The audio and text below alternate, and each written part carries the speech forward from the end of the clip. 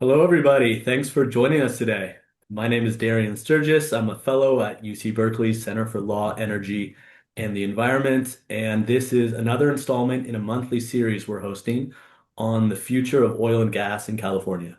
So every month over the next year, we'll be bringing in experts to look at fossil fuels from a variety of perspectives. Energy in California, obviously, it's a complex topic. It can be contentious. So our goal is to highlight different viewpoints. And I want to add that this has all been made possible by the generosity of the Clean Break Fund. But today we're talking about the impacts of climate change and specifically who should bear responsibility and who should pay for the costs. We're going to be joined today by Dave Jones, who is the director of the Climate Risk Initiative at UC Berkeley, and is also the former insurance commissioner of the state of California.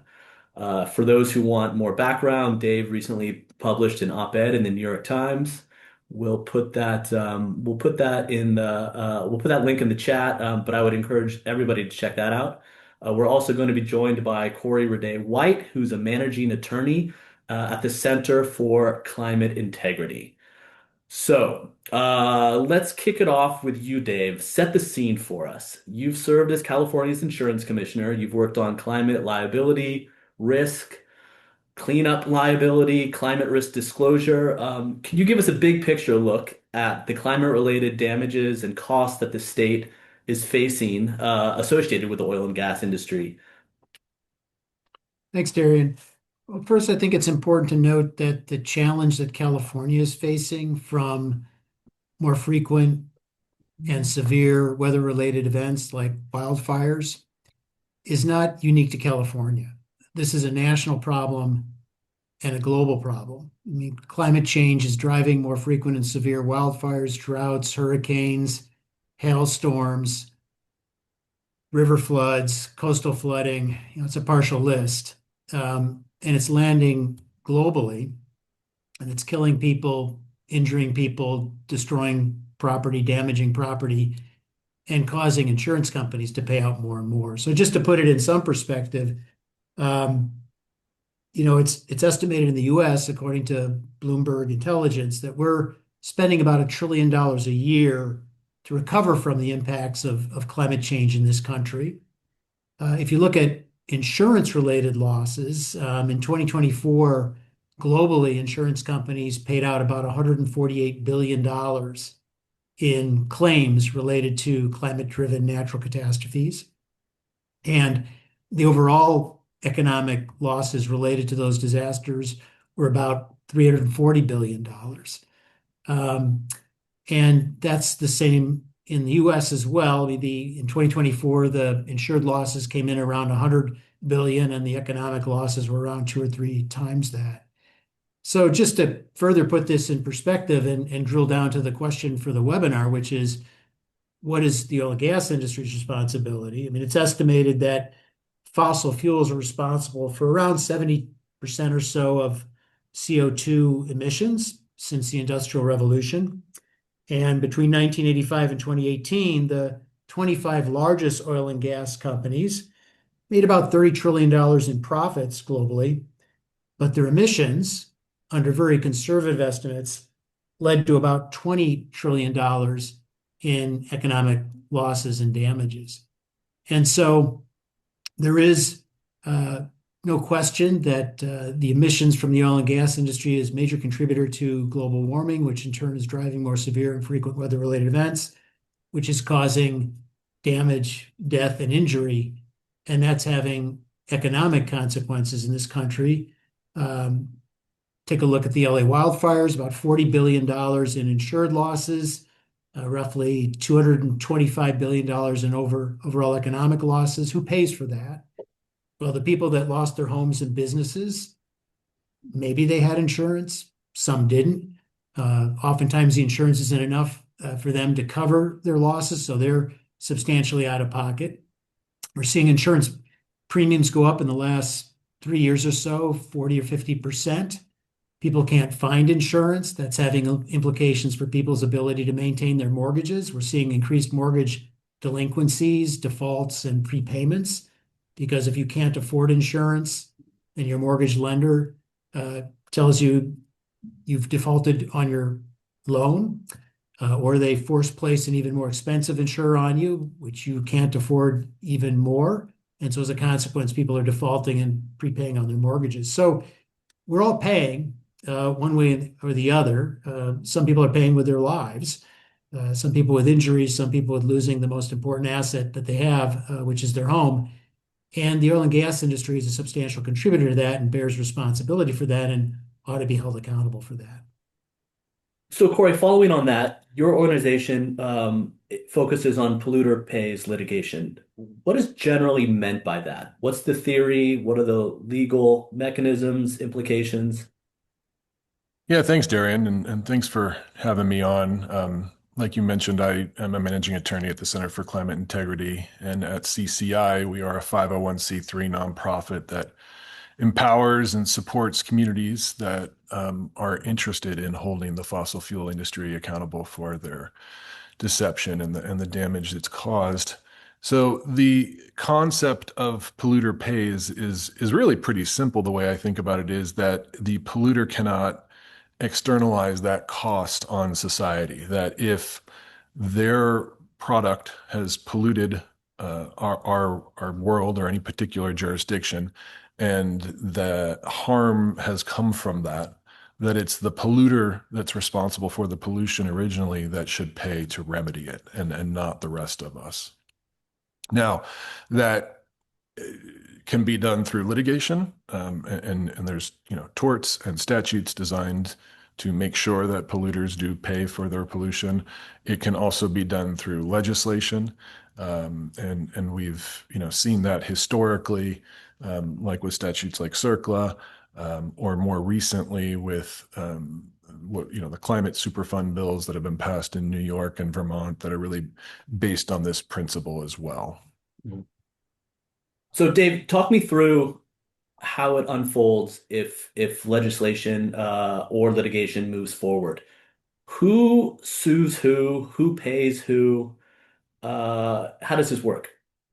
I'll talk about legislation and then I'll defer to Corey on the litigation. But um, in the last couple of years, there's been a renewed interest on the part of the public and legislatures across the United States to enact legislation that would hold the oil and gas industry accountable for its contribution to the climate-related damages that we're experiencing throughout the United States. And I think it's important to note, as Corey did, that a big part of this story is the well-documented evidence that the oil and gas industry knew that its product was contributing to global temperature rise and climate-related natural catastrophes, and suppressed that information and instead engaged in a decades-long campaign to mislead the public about the impact of its product. So that's a part of this story as well. But bills have been introduced in a number of states. Corey mentioned Vermont and New York a couple of years ago passed legislation to create a climate superfund, which would be funded based on fees on the oil and gas industry. And the purpose of those funds would be to help those states with adaptation, recovery, and resilience associated with climate-driven disasters. There's been legislation introduced in California and New York and Hawaii last year, which was designed to get insurance companies to exercise a right that they have called the right of subrogation, which is the right to sue third parties whose actions or inactions result in damages to their policyholders and cause the insurance company to pay out. We're familiar, many of us in California, with insurers using subrogation claims to sue PG&E for starting the Camp Fire and collecting about $12 billion in insurance payouts that they paid for those living in and around Paradise and throughout Butte County who lost their homes or had damage to their homes as a result of the Camp Fire, which was started by PG&E. So insurers brought these lawsuits against PG&E to recover for their losses. Well, no insurance company has brought a lawsuit against the oil and gas industry. They could, they should. And so bills were introduced in New York, Hawaii, and California to encourage or require them to do so last year. This year, legislation was introduced in those three states to give the Attorney General of those states the authority to sue the oil and gas industry to recover for insurance-related losses, whether it's the increased cost of being shoved onto the FAIR plan or increased premium costs or out-of-pocket costs associated with not having enough insurance. These are some of the examples of the kinds of damages that were allowed for in those bills. We've also seen legislation introduced in states like New York, which would require insurance companies over time to transition out of their investments in and writing of insurance for the fossil fuel industry, which puzzles many people when they learn this because insurers are arguing that because of the losses from natural catastrophes associated with climate change, they can no longer write insurance or renew insurance, or if they do write or renew it, they have to charge substantially more for it. And yet they're investing in the very industry whose emissions are a major driver of those losses. So legislation was introduced in New York to require insurance companies to transition out of those investments and transition out of writing insurance for fossil fuels. So those are various examples on the legislative front where states are moving forward legislation designed to try to hold the oil and gas industry accountable, recover losses to consumers associated with the damages from these climate-driven events, and or to establish funds that can be used for adaptation and resilience in the face of more of these events. Yeah, and on the litigation side, like Dave mentioned, it is because we know that these industries knew that their harm was going to cause the very harm we're seeing now that plaintiffs, in this case, it's been municipalities and states, believe they have this tort claim.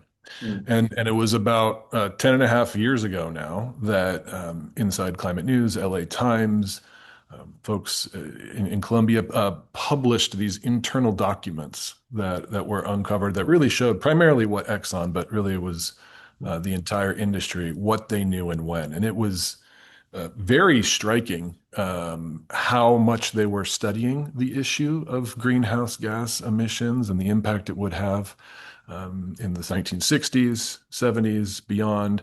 In fact, they had some of the world's best scientists who were predicting if we continue with business as usual, here's what the parts per million of CO2 will be in our atmosphere by the year 2000. And that prediction, 20 plus years out was within 1 part per million, I think it was. I mean, they were really incredibly accurate at knowing what we were going to see. And they openly talked about the fact that it was going to impact our ability to live and work, and that it was going to cause increased heat deaths and wildfires, flooding and storms. So instead of, letting us all know that use of their product was going to cause these impacts, they did the opposite, right? They hid that knowledge. They buttressed their own infrastructure and prepared for the changes they knew were going to come on their oil rigs, et cetera, but they wouldn't let municipalities and states and the public really have that same information so they could do the same. So once these documents really came out over 10 years ago, starting in 2017 and starting right here in California, with the city of Oakland and San Francisco, Santa Cruz, Richmond, San Mateo, Imperial Beach, we saw these lawsuits starting to get filed. And they have now been filed really coast to coast by some states and by many municipalities, by some tribes. We've even seen a lawsuit, a wrongful death lawsuit brought on behalf of the estate of an individual.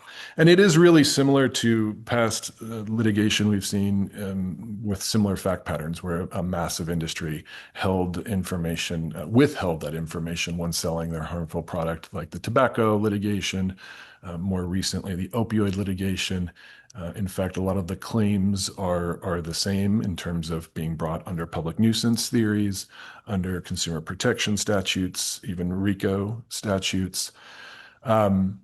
It's pretty striking how similar the playbook is amongst these industries. In fact, some of the same scientists that the oil and gas industry used to try to sow confusion and doubt around the science of climate change were some of the same scientists they used to do the same around the cancer-causing impacts of tobacco use. So Um, that's sort of like the litigation we're seeing in this effort, and because it's being brought in state court under state claims, it's being sort of slowly played out across the country. And some of the cases have succeeded and gotten past the motion to dismiss, and none of them have gotten to trial yet.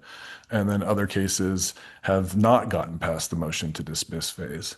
And a lot of that seems to come down to whether or not the court sees the complaint as the plaintiff has written it, as a case about this deception, and not a case about regulating greenhouse gas emissions. So the plaintiffs are really, by and large, very clear in their complaints, in their briefs, to say we are not asking this court to order the oil and gas industry to, stop producing their product, or, have any sort of order that would regulate them. We are asking this court to, make them pay for damages that have resulted from that deception and bring an end to the deception. And some courts have seen that, and some courts have not. And so we're seeing it kind of play out in different states. This is a bit of a devil's advocate question, but you could argue that, even as far back as 2008, climate change was a big part of the presidential election. So consumers haven't been misled for the past 20 years. Folks know what's happening when they buy a car with an internal combustion engine. How do you decide on liability? Where do you focus efforts, whether it's oil drillers, refiners, car manufacturers, or even drivers themselves? I mean, what these cases are doing is they're focusing the question, the inquiry about, well, who made the deceptive statements? Was it the driller that was out there making that? Was it even the gas station, mom and pop gas station owner down the block making these statements? Or was it Exxon and Chevron and Shell, both through their own ads and through their associations like API and NAM? Were they making the statements and sowing the doubt that you're right, even though there is much more mass recognition amongst the public around some of the basic tenets of climate science, there also is not. There is still a lot of confusion about it. And there's not any sort of unified message from the industry warning that use of their products is going to cause these harms. Okay. So Dave, as these lawsuits and potential state laws play out, how does this unfold? What happens to the oil industry? And then second part of this is a big question on everybody's minds is affordability. Will the industry simply pass on these costs to consumers? Well, that's a great question. And in association with Senate Bill 982, which was carried by Senator Scott Wiener this year, which, had it passed, would have given the State Attorney General, Rob Bonta, the authority to sue the oil and gas industry to recover insurance-related losses. There was a very robust economic analysis that was done by Greenline Insights, which is a very sophisticated economic research and modeling firm. And they looked at the potential damages that could be recovered were the Attorney General to be given that authority and ran different scenarios. And then what the ultimate benefits would be, and also what impact, if any, there would be on the oil and gas majors and gas pricing. I guess a couple important points. The oil and gas majors are basically price setters. I mean, it's an oligopoly, it's an essential good, and the prices are essentially being driven globally. And so what this economic analysis concluded, and what has been concluded by many economists, is that were you to be successful in bringing a lawsuit against the oil and gas majors and recovering, say, tens of billions of dollars, very little, if any, of that would be passed through in the form of price increases at the pump. This particular report that Greenline Insights did looked at the question of if the Attorney General of California could bring a lawsuit for the last 10 years of insurance-related damages in California and hold the oil and gas industry accountable for its share of the contribution to those losses. And in the particular run of the model, the damages were around $60 billion. At most, maybe 1.3% of that would be passed on. And so the economic benefits from recovering this money far outweigh by major orders of magnitude any negligible, if any, increase in price at the pump. I mean, what the analysis came up with was the average net benefit per household in California would be about $3,800. The increase in gas prices for a considerable period of time, assuming there was any increase at all, would only be about $43, not $43 a gallon, but $43 in total versus $3,806 in economic benefits. So I think that issue has been addressed. And I think what people don't really realize, because it's sort of like the frog in the pot where the temperature is being turned up gradually, but the cost that we're paying in terms of increased insurance prices, the costs in terms of damages to the economy and impacts on costs of other goods and services because of damage to the economy associated with these climatic events, increases in fees and taxes going to mitigation and adaptation to try to adapt to these events. All of this is costing a tremendous amount of money. It's just not as apparent to people.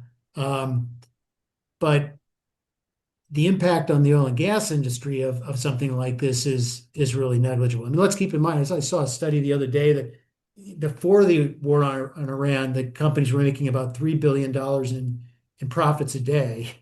They have a substantial amount of assets and profit to be able to cover these damages without having to pass it on to consumers at the pump.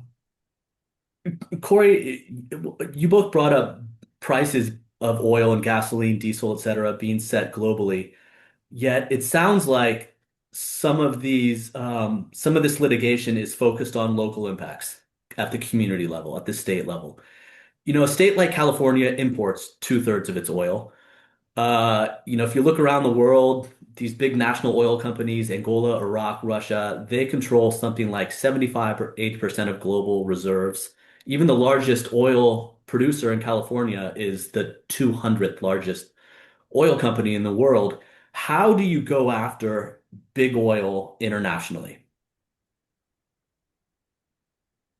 Well, there's obviously, jurisdictional issues that would need to be sorted through if you were trying to haul well, really anybody into your state court, including, of course, those that work abroad.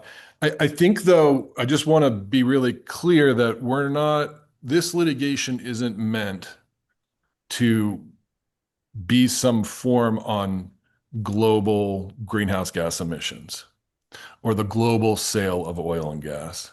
It really is meant at looking at the deception that is at the core of, really this history from the climate denial beginnings to the more greenwashing stuff we see now. And when you look at that and the impact and who's been perpetuating that in this country, the evidence seems to show that it is those, the Exxon, the Shell, the BP, the Chevron, the companies we see operate by and large here in the United States. And again, because that's what these cases are about, those are who the defendants, along with the API is named as a defendant in a couple of the cases, the Koch brothers. So it's not exclusively those 4 or 5. There are others, but it's really looking at who are the architects of this campaign of deception. Quick point, I've been asked to remind people that we will be taking some questions. So if you have a few thoughts or questions, please put it in the Q&A and we'll get to that. I want to add one other thing too on the cost. So the Center for Law, Energy, and the Environment, which is the host of this webinar, put out a terrific paper last year that looked at the cost of climate change, both the U.S. households as well as California households. One of the takeaways is that for someone born in the United States in 2024, they can expect to have a cost of about $500,000 over their lifetime associated with climate change. But there's additional figures in there too with regard to insurance costs, electricity costs, and other costs. that are driven by climate change. So it provides a very nice and robust overview of the costs we're all paying for climate change. Yeah, that's a good segue too, Dave, because as the former insurance commissioner for California, I want to talk about the role of the insurance industry in a little bit of specificity. So, how much leverage does the insurance industry have over the oil and gas industry, number one? And then how much leverage does the state have over the insurance industry? What's the strategy there? Well, the insurance industry has a tremendous amount of influence and power. And were it to decide to support the transition to net zero, it could have a tremendous bearing on the oil and gas industry. I mentioned a moment ago, insurers are investors in the oil and gas industry. In the United States, insurers have over $500 billion invested in the oil and gas industry. Were the insurance industry to announce that they were going to transition out of those investments, that would send a big signal with regard to whether it makes sense to continue to expand investments in and production of that particular product. So too, they insure the industry as well. With regard to the state authority over insurance, insurance is the one financial product that is regulated almost exclusively at the state level. In fact, there's a federal law called the McCarran-Ferguson Act that says exactly that. And so state legislators and their state's insurance superintendent, insurance commissioner have a tremendous amount of authority over the insurance industry. And so, the states that I mentioned earlier where legislation was introduced, New York, Hawaii, California, were exercising their authority both in terms of holding the oil and gas industry accountable, but also trying to recover insurance-related losses because the regulatory authority related to insurance is vested in the states. Now, an insurance commissioner doesn't have the authority unilaterally to order insurance companies to divest from fossil fuels, but you can certainly ask that they do so. And I did when I was insurance commissioner, and I looked at that time coal, figured that was a bad bet as an investment for insurance companies, and so asked the companies to divest from coal. At that point, the Dow Jones coal indices had dropped 92%. Some 35 coal companies had gone bankrupt. U.S. banks weren't lending into coal. So I concluded it was a bad investment for an insurance company. You want, as a financial regulator, you want insurance companies to be invested in things that will retain value, not lose value. And just that simple request that they do so on a voluntary basis resulted in about $4 billion in divestment. So states have the ultimate authority over insurance regulation. Insurance commissioners have that authority, which is granted to them by the states. And that's why you've seen this legislation at the state level related to holding the oil and gas industry accountable for insurance-related losses. Okay. Has that been an issue in the current campaign? Do you see and do you have any optimism that this is an avenue that the state will pursue? Well, I think it's noteworthy that in the recent gubernatorial open primary, there was a lot of discussion with regard to what's happening in terms of insurance availability and insurance pricing and what should be done about that.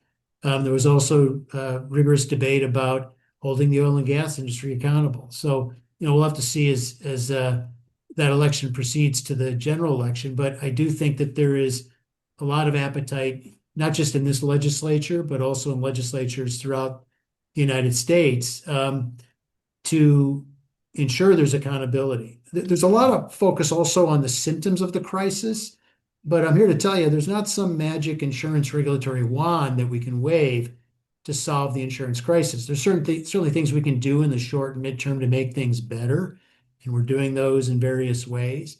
But in the long run, if we don't deal with the underlying driver, which is global temperature rise, it's going to outrun any of the shorter midterm regulatory changes we are making and can make to try to make insurance more available. And perhaps the best indicator of this can be seen in terms of the percentage of Americans that are without home insurance. Back in the 90s, only 5% of American homeowners didn't have home insurance. Now it's over 13%.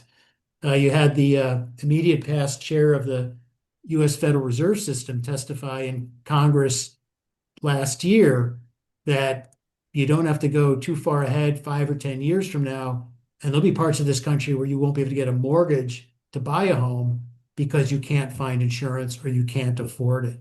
And so, we can focus as we are on shorter midterm regulatory changes in terms of insurance markets. They'll make things a little better. But until we get at the driver, which is the emissions, and hold accountable those that are the major emitters, we're marching towards an uninsurable future in this country and throughout the globe. I'm going to take a couple questions from the audience. And this one's for Corey, because a few people have asked this. You touched on it a bit, and that's the role of fossil fuel consumers. Can you give us a little bit more detail on how these suits distinguish between consumers and producers, and then the other parties in the oil industry value chain? Fossil fuel And if I consumer. may, I'm actually going to add to that, which is, and how relevant are some of these other examples from history that you mentioned, the opioid industry, the tobacco industry, et cetera? And when you say fossil fuel consumers, is that customers of fossil fuel Yeah, products? that's how I take it. Um, well, so the customers, the cases that we're talking about, and just to be clear, the Center for Climate Integrity, we follow these cases closely. We are not representing any of the states or municipalities that have Mm. filed these cases. But they are, by and large, and including in California, municipalities and the state that have filed these cases. So Mhm. that is, they are filing on behalf of, you know, the harms that are experiencing to the public buildings, the public structures, the land, not individual consumers. Uh, the defendants are not, for the most part. I mean, there are some, in some of the cases, I believe there might be some pipelines that were named as defendants, but they are really, by and large, the biggest of the oil and gas companies. And again, like I said, that is because the relevant allegations here are that it was those companies' deception that we can really trace to the current climate crisis we're experiencing now. That is to say, we could have found ourselves with a climate issue right now in Mm. 2026 if those defendants had warned us. It's possible, right? Mhm. If they had given us full knowledge, you'd imagine that at least for some decades there in the 60s, 70s, 80s, potentially even still, there would have been still some continued use of their product and Mhm. that accumulation of greenhouse gases as a result of that, and thus some sort of change. We probably would see something. The argument is it's because they were deceptive, because we didn't have the full information that we had, that we're having the scope and the magnitude of the crisis that we're having now.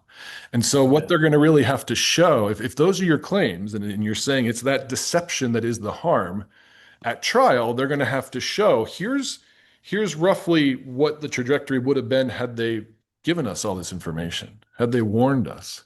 And here's what it was when they didn't. And look at Okay. that delta there. And that's really what that's going to be the kind of damage that's at issue in this case.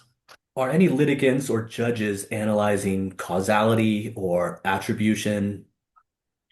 Not at this stage. We are really just, for years these cases were kind of getting bounced back and forth between federal and state court. The defendants would remove them to federal court, and then plaintiffs would try to get them remanded back to state court, and then it would go up to the circuit courts. Eventually, every circuit that's heard the issue, the first, second, third, fourth, Mm. eighth, seventh, ninth, 10th, has all found in favor of plaintiffs that these state law claims brought by these municipalities, tribes, AGs can be heard in state court. But it took years. In fact, even on a small procedural issue in the city of Baltimore case, it went up to the Supreme Court, and the Supreme Court said that the circuit courts had to look at not just the federal officer removal argument for removal, but the other arguments that defendants made as well. So then it went back to the circuit court in several of these cases. So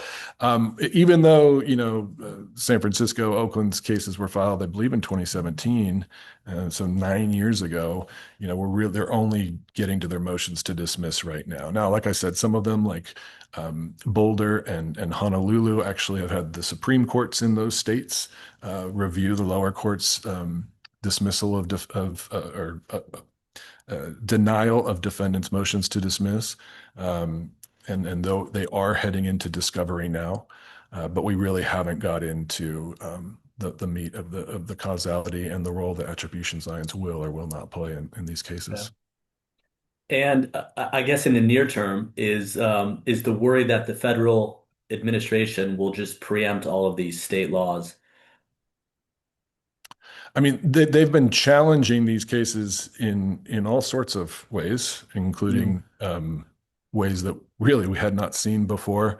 The Department of Justice filed a lawsuit against the state of Michigan and the state of Hawaii before they even filed their cases, like a preemptive lawsuit to try to Mm. get them to not be able to file their cases. Those lawsuits were both dismissed, and those states did indeed file their cases.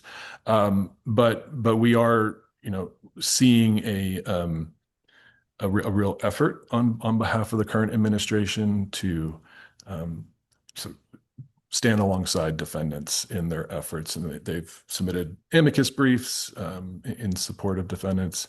But the defendants are making these preemption arguments in court as to why these claims should be dismissed, but there's nothing the administration can do in terms of just finding them preempted. I want Okay. to add one thing on attribution, though, Darren, that is that the attribution science is really strong, and it's only getting better over time. But Mm. the uh, modeling and analysis one needs to prove causation is available. And so I think once these cases get to that stage, the plaintiffs will be able to prove causation using the best available attribution science that's out there that's able to link emissions to global warming, to natural catastrophes, to losses on the ground.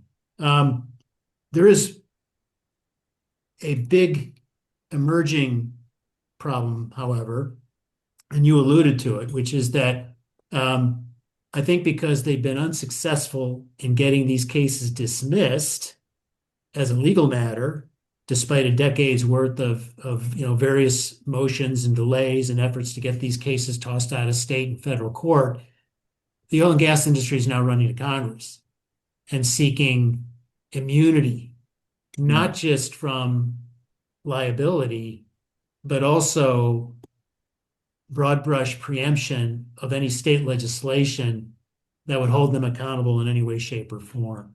So basically, they want the same immunity that Congress, in its wisdom, granted to the gun manufacturers, and we see how well that's gone. And so, this is a thing that's happening in real time. There's been legislation introduced in both houses, and there's a effort to try to jam something through potentially in some must-pass bill, but there's a corresponding effort on the part of people across the country to say, no, why Mm. would we grant immunity to the very industry who deceived us, misled us, ran a propaganda campaign against us about the impact of its product, and now wants to be totally rendered immune from being held accountable for any of it. So that's a real fight that's happening in real time right now. In the role of the California State Legislature, I know you spent some time there, Dave. What are the California politics like, and what could the legislature be doing to address disaster costs, insurance, liability? What should we watch for? Well, the California legislature has a terrific opportunity to do something positive in this regard, um, as it is taking up the recommendations in the Senate Bill 254 report that was issued by the California Earthquake Authority. And not to get too much in the weeds, but in the wake of the Camp Fire, when PG&E declared bankruptcy, the state enacted a wildfire liability utility fund as a backstop to cover utility liabilities when they start wildfires and end up being the subject of litigation. And that Wildfire Utility Liability Fund, which is administered by the California Earthquake Authority, is funded half by investor-owned ratepayers, utility ratepayers, and half by shareholders. Now, the utilities aren't happy about that. They know that in the wake of the Camp Fire, and all the evidence seems to indicate that Southern California Edison's equipment started the Altadena fire, that fund is going to need to be replenished. In fact, Senate Bill 254 not only directed the Earthquake Authority to prepare a study on all of this and come up with recommendations, but it also asked the utilities to kick in again over the next 10 years to replenish that fund. So the utilities would like to get out from underneath that. So that report was issued earlier this year. The short version of it, in my view, is it's basically just shifting the deck chairs on the Titanic. It's shifting costs around between utilities, insurers, but ultimately on the backs of survivors and homeowners and taxpayers and local governments as a way of shifting costs away from utilities. What that report was completely silent about was the contribution the oil and gas industry can and should make to helping solve this problem as well. So the legislature is going to be moving a package of bills in the second half of the session in July and August to take up these recommendations. And I believe they should include, as a part of that, a fee on the oil and gas industry that could go towards the Wildfire Utility Liability Fund, which would reduce the impact of having to fund that through utility ratepayers, and instead share some of that burden with a party that bears accountability here, which is the oil and gas industry. So the legislature has a terrific opportunity to make some ground here if they choose to do it. The oil and gas industry will fight that tooth and nail, but Is a we need fee, we is need we that need more essentially resources and someone else, it's and we need to make sure that all that are accountable for this phenomenon are being held accountable. when you say fee, is that essentially a tax? Is that Yeah, cleaner in than fact, litigation? fear tax, right? I mean, you could structure it either way. It's probably going to require a two-thirds vote either way, and given the rules in the state Mhm. currently with regard to taxes and fees, but there's an opportunity there to do something meaningful that would help ratepayers, help make sure we continue this backstop, but also bring into the solution set an industry who's been a major contributor to the emissions that are causing the problem.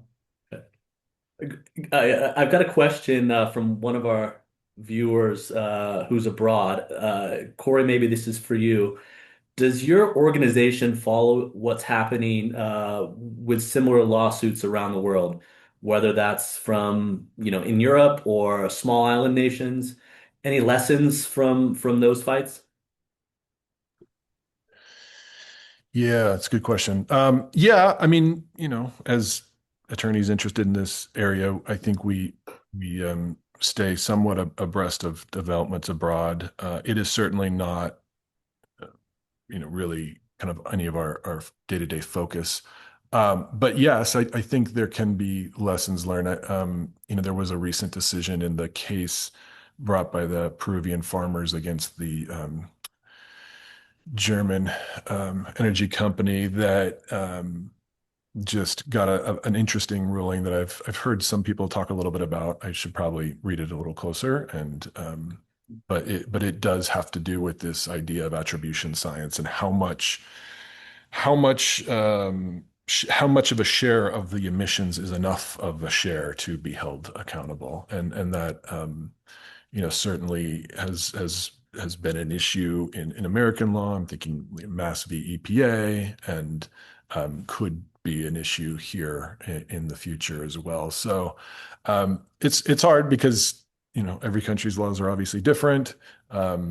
What in some ways I think this judicial system allows for some really interesting ways to recover that aren't available in other jurisdictions, but in other ways it can be a little more restrictive. So certainly keep our eyes open, and especially when it comes to issues of the science, which are I think much more applicable.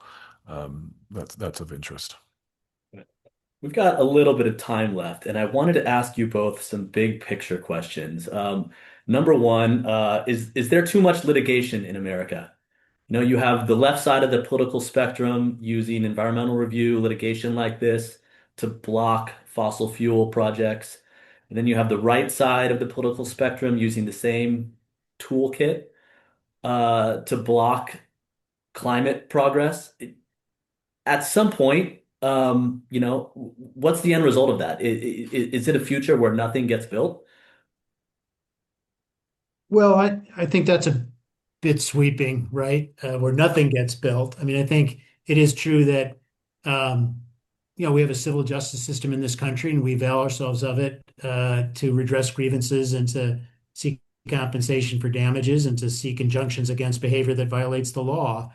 Um, what's happening to wind and solar, and maybe to a less extent geothermal, um, is not largely litigation driven. It's a decision by the Trump administration to crush those industries um, at a time when we need them even more, given the increased draw on the grid associated with these data centers that are growing like topsy. I was going to say that you have these So new it's not, political so it's, coalitions coming together. I mean, I think it's been less litigation in that regard that's brought those projects to a halt and more um, just pure unlawful political intervention in decisions that have been appropriately made by prior administrations to permit, to allow, to fund clean energy. Um, so, I think that it's important that we have access to the courts. It's important that people have access to the courts.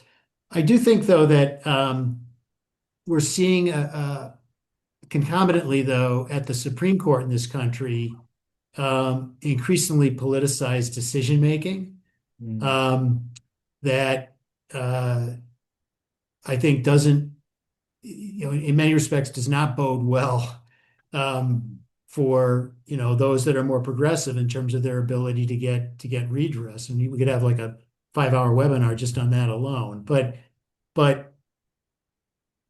on the other hand, given this moment we're at in this country where we have an administration that every day is defying the law, thank goodness we have the courts where states like California and municipalities and individuals can say, wait a minute, you can't just do that because you woke up today and you decided you wanted to create a multi-billion-dollar slush fund to pay your friends. I mean, that's just not permissible.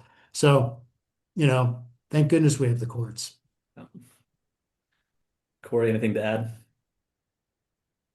No, I think that's really well said. I'll just, note that the cases that we're really talking about here, and they're not administrative law cases about siting or infrastructure. They're really about, torts, like issues of if someone's harmed, who's responsible for that harm? And the courts are the appropriate place to answer those decisions. These cases aren't about any kind of regulation. They're really about these principles of equity that we have courts for. And we have a long history.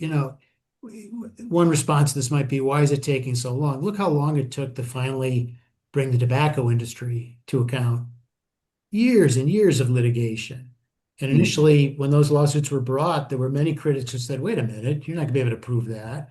Or asbestos, for that matter, or opioid addiction and substance abuse. And what's interesting about tobacco and opioid use is that health insurers did use this subrogation right that I mentioned a moment ago successfully against big tobacco and big opioid to recover for health insurance payments, to pay for respiratory illness treatment and opioid and substance abuse treatment, respectively, through health insurance payments, right? So they were able to then sue big tobacco and big opioid to recover for those insurance payments. So there's substantial precedent for the insurance industry using its subrogation rights. They just have so far refused to do so in the context of holding the oil and gas industry accountable. They can, they should. I would argue those that are stock companies are actually violating their fiduciary duty and not doing so. So, you know, more to develop there, I think. But the broader point is that we have many, many examples where major corporate uh, enterprises and whole segments of industry have externalized uh, the costs of their product or their service, and we've held them accountable through the courts. And that's what our system's designed to do. And this is another example where I think that's appropriate. That's great. I think that is all the time we have for today. But I want to thank you both, Dave and Corey, so much for being here. And I would like to invite everyone who's listening to join us again next month. Today, we looked at how we fight the oil and gas industry. Next month, we want to look at how the state can partner with industry and what companies are doing to decarbonize oil and gas and what more they can do. And I hope you all join us. So thank you again. Thanks, Darren. Thanks.